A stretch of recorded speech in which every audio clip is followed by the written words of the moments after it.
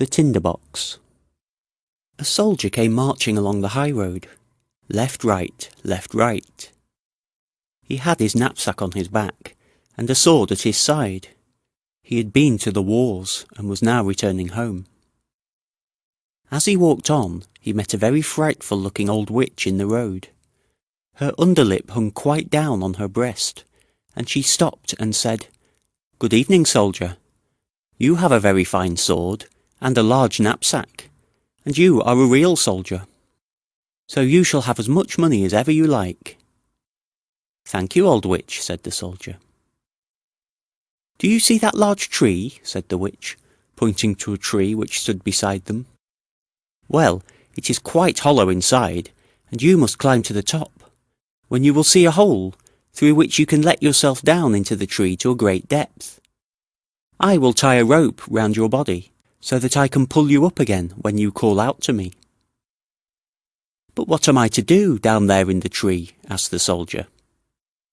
"Get money," she replied, "for you must know that when you reach the ground under the tree, you will find yourself in a large hall, lighted up by 300 lamps.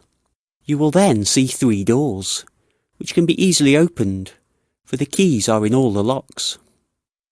On entering the first of the chambers, to which these doors lead, you will see a large chest standing in the middle of the floor, and upon it a dog seated, with a pair of eyes as large as teacups. But you need not be at all afraid of him. I will give you my blue checked apron, which you must spread upon the floor, and then boldly seize hold of the dog and place him upon it. You can then open the chest, and take from it as many pence as you please. They are only copper pence, but if you would rather have silver money, you must go into the second chamber. Here you will find another dog, with eyes as big as mill wheels. But do not let that trouble you. Place him upon my apron, and then take what money you please. If, however, you like gold best, enter the third chamber, where there is another chest full of it.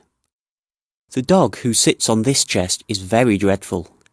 His eyes are as big as a tower, but do not mind him. If he also is placed upon my apron, he cannot hurt you, and you may take from the chest what gold you will." "This is not a bad story," said the soldier. "But what am I to give you, you old witch? For of course you do not mean to tell me all this for nothing." "No," said the witch, "but I do not ask for a single penny. Only promise to bring me an old tinderbox, which my grandmother left behind the last time she went down there." "Very well, I promise. Now tie the rope round my body." "Here it is," replied the witch, "and here is my blue checked apron." As soon as the rope was tied, the soldier climbed up the tree and let himself down through the hollow to the ground beneath, and here he found, as the witch had told him, a large hall, in which many hundred lamps were all burning. Then he opened the first door. Ah!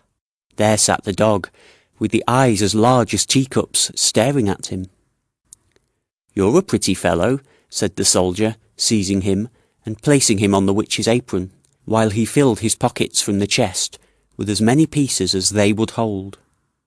Then he closed the lid, seated the dog upon it again, and walked into another chamber. And sure enough, there sat the dog with eyes as big as mill wheels. "You had better not look at me in that way," said the soldier. "You will make your eyes water." And then he seated him also upon the apron, and opened the chest. But when he saw what a quantity of silver money it contained, he very quickly threw away all the coppers he had taken, and filled his pockets and his knapsack with nothing but silver. Then he went into the third room, and there the dog was really hideous. His eyes were truly as big as towers, and they turned round and round in his head like wheels. "Good morning," said the soldier, touching his cap, for he had never seen such a dog in his life. But after looking at him more closely, he thought he had been civil enough, so he placed him on the floor and opened the chest. Good gracious, what a quantity of gold there was! Enough to buy all the sugar sticks of the sweet stuff women, all the tin soldiers, whips, and rocking horses in the world, or even the whole town itself. There was indeed an immense quantity. So the soldier now threw away all the silver money he had taken, and filled his pockets and his knapsack with gold instead, and not only his pockets and his knapsack, but even his cap and boots, so that he could scarcely walk. He was really rich now, so he replaced the dog on the chest, closed the door, and called up through the tree, "Now pull me out, you old witch." "Have you got the tinder box?" asked the witch. "No, I declare I quite forgot it." So he went back and fetched the tinder box, and then the witch drew him up out of the tree, and he stood again in the high road with his pockets, his knapsack, his cap, and his boots full of gold. "What are you going to do with the tinder box?" asked the soldier. "That is nothing to you," replied the witch. "You have the money. Now give me the tinder box." "I tell you what," said the soldier. "If you don't tell me what you are going to do with it, I will draw my sword and cut off your head." "No," said the witch. The soldier immediately cut off her head, and there she lay on the ground. Then he tied up all his money in her apron and slung it on his back like a bundle, put the tinder box in his pocket, and walked off to the nearest town. It was a very nice town, and he put up at the best inn, and ordered a dinner of all his favourite dishes, for now he was rich and had plenty of money. The servant, who cleaned his boots, thought they certainly were a shabby pair to be worn by such a rich gentleman, for he had not yet bought any new ones. The next day, however, he procured some good clothes and proper boots, so that our soldier soon became known as a fine gentleman, and the people visited him, and told him all the wonders that were to be seen in the town, and of the king's beautiful daughter, the princess. "Where can I see her?" asked the soldier. "She is not to be seen at all," they said. "She lives in a large copper castle, surrounded by walls and towers. No one but the king himself can pass in or out, for there has been a prophecy that she will marry a common soldier, and the king cannot bear to think of such a marriage." "I should like very much to see her," thought the soldier, but he could not obtain permission to do so. However, he passed a very pleasant time, went to the theatre, drove in the king's garden, and gave a great deal of money to the poor, which was very good of him. He remembered what it had been in olden times to be without a shilling. Now he was rich, had fine clothes, and many friends, who all declared he was a fine fellow and a real gentleman, and all this gratified him exceedingly. But his money would not last for ever, and as he spent and gave away a great deal daily, and received none, he found himself at last with only 2 shillings left. So he was obliged to leave his elegant rooms, and live in a little garret under the roof, where he had to clean his own boots, and even mend them with a large needle. None of his friends came to see him. There were too many stairs to mount up. One dark evening he had not even a penny to buy a candle. Then, all at once, he remembered that there was a piece of candle stuck in the tinder box, which he had brought from the old tree, into which the witch had helped him. He found the tinder box, but no sooner had he struck a few sparks from the flint and steel, than the door flew open, and a dog with eyes as big as teacups, whom he had seen while down in the tree, stood before him and said, "What orders, master?" "Hello," said the soldier. "Well, this is a pleasant tinder box, if it brings me all I wish for." "Bring me some money," said he to the dog. He was gone in a moment, and presently returned, carrying a large bag of coppers in his mouth. The soldier very soon discovered after this the value of the tinder box. If he struck the flint once, the dog who sat on the chest of copper money made his appearance. If twice, the dog came from the chest of silver, and if 3 times, the dog with eyes like towers who watched over the gold. The soldier had now plenty of money. He returned to his elegant rooms, and reappeared in his fine clothes, so that his friends knew him again directly, and made as much of him as before.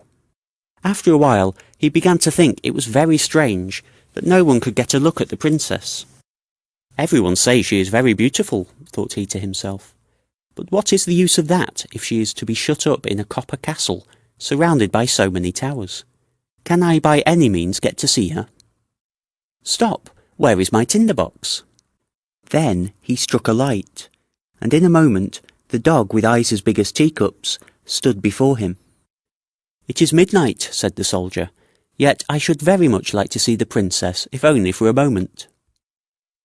The dog disappeared instantly, and before the soldier could even look round, he returned with the princess. She was lying on the dog's back, asleep, and looked so lovely that everyone who saw her would know she was a real princess. The soldier could not help kissing her, true soldier as he was. Then the dog ran back with the princess, but in the morning, while at breakfast with the king and queen, she told them what a singular dream she had had during the night, of a dog and a soldier, that she had ridden on the dog's back and been kissed by the soldier. "That is a very pretty story indeed," said the queen. So the next night one of the old ladies of the court was set to watch by the princess's bed, to discover whether it really was a dream, or what else it might be. The soldier longed very much to see the princess once more, so he sent for the dog again in the night to fetch her, and to run with her as fast as ever he could. But the old lady put on water boots, and ran after him as quickly as he did, and found that he carried the princess into a large house. She thought it would help her to remember the place if she made a large cross on the door with a piece of chalk. Then she went home to bed, and the dog presently returned with the princess.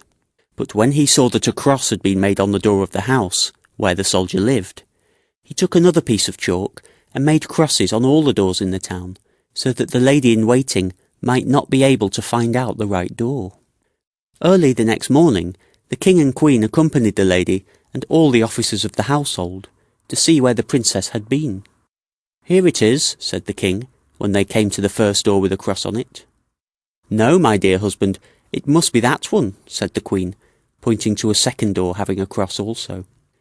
"And here is one, and there is another," they all exclaimed, for there were crosses on all the doors in every direction. So they felt it would be useless to search any farther. But the queen was a very clever woman.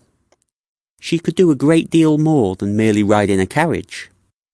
She took her large gold scissors, cut a piece of silk into squares, and made a neat little bag. This bag she filled with buckwheat flour, and tied it round the princess's neck. And then she cut a small hole in the bag, so that the flour might be scattered on the ground as the princess went along. During the night the dog came again, and carried the princess on his back, and ran with her to the soldier, who loved her very much, and wished that he had been a prince, so that he might have her for a wife. The dog did not observe how the flour ran out of the bag all the way from the castle wall to the soldier's house, and even up to the window where he had climbed with the princess. Therefore, in the morning, the king and queen found out where their daughter had been, and the soldier was taken up and put in prison. Oh, how dark and disagreeable it was as he sat there, and the people said to him, "Tomorrow you will be hanged." It was not very pleasant news, and besides, he had left the tinderbox at the inn. In the morning he could see through the iron grating of the little window how the people were hastening out of the town to see him hanged. He heard the drums beating, and saw the soldiers marching.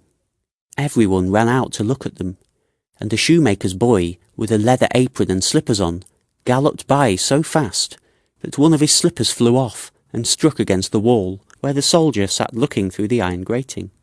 "Hello, you shoemaker's boy, you need not be in such a hurry," cried the soldier to him. "There will be nothing to see till I come.